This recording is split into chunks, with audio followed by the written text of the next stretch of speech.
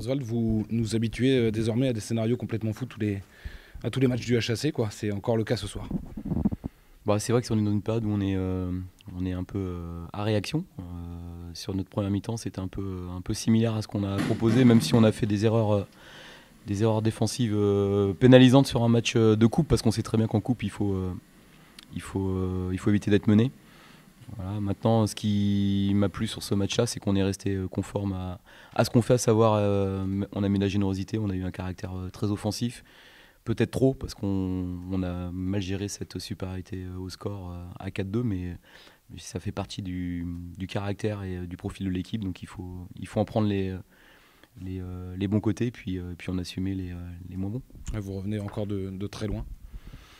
Bon, on revient de très loin, ouais, parce que quand tu es mené 2-0 à la mi-temps, tu sais très bien que le troisième but, il va sans doute décider du sort du match. Si tu reviens 2-1, on sait que le match va changer et qu'on va revenir. On en était convaincus.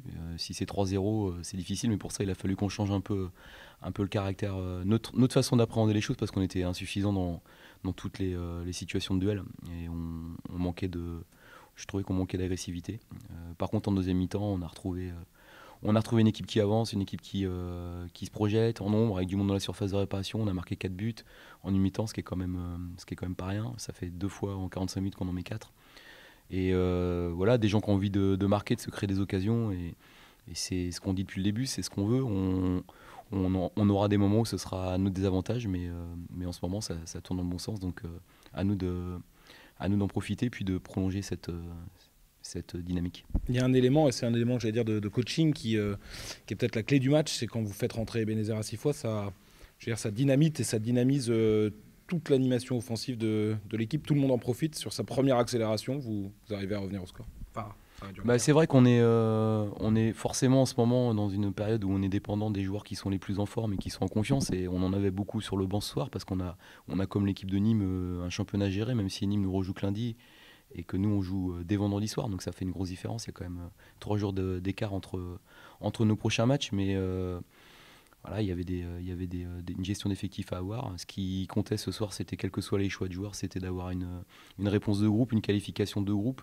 Et on s'en fiche de savoir qui a démarré, qui n'a pas démarré. Ce qui compte, c'est que le HAC se qualifie, prolonge la série, maintenant qu'on récupère bien pour préparer le match à Paris. Vous aviez fait le plus dur, Oswald, en revenant et en menant ensuite 4-2. Comment vous avez vécu la fin de match avec cette égalisation dans les dernières minutes, et la séance de tir au but qui est la première que vous vivez avec le HAC?